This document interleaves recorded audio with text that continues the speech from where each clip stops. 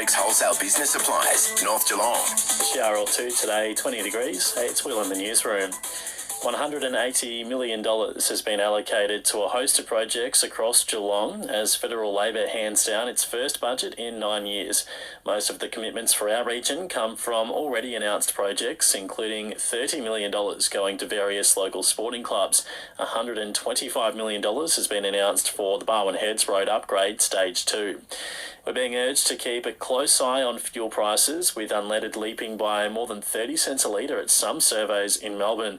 Here in Geelong, the average is around $1.76, but in Melbourne's north, it's now rubbing up to $2.15. Geelong Council have adopted an amended plan to redevelop Highton Village after a petition of 4,000 locals called on the plan to build a 4-storey building along Bellevue Avenue to be scrapped.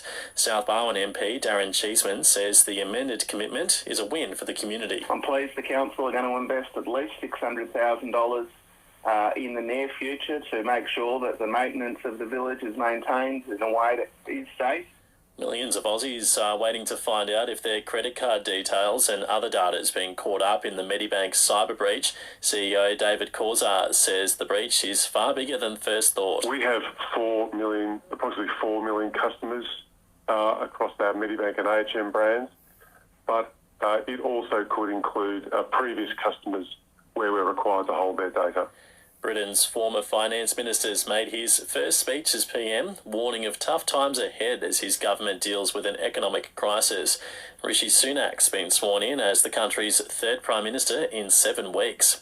And Aussie scientists are moving towards the development of a potential vaccine against gonorrhea.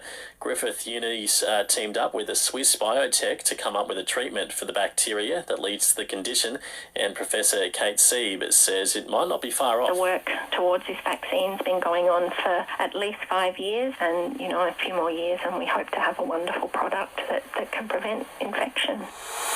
K-Rock Sport. Next level skirmish. Book your summer fun today. A blistering innings from Aussie batter Marcus Stoinis has single-handedly helped Australia to a crucial 7-wicket win over Sri Lanka. Stoinis blasted 59 runs off just 18 balls, also making the quickest half-century by an Australian in a T20. The Aussies next face England at the MCG on Friday. North Melbourne coach Alistair Clarkson has arrived back home after being in Scotland, spending time with Aussie soccer coach Ange Postecoglou. Clarkson says he's keen to start the investigation into racism allegations at Hawthorn, due to start his new role with the Kangaroos from November 1. At least we've got a platform now from which we can get a chance to tell our side of the story, and Fags, myself and Jason have been through a tough time over the last 4 weeks. And Australian NBA star Josh Giddey has been ruled out of OKC's clash against the LA Clippers today with an ankle injury. When you regularly drive across railway crossings that don't have boom gates or lights, it's easy to become complacent, because you're just going into town again. Or you're just on your way to training again. Or you're just catching up with mates. Always be alert near railway crossings. Always obey the stop signs. They're rules to live by every single day. Authorised by the Victorian Government, Melbourne.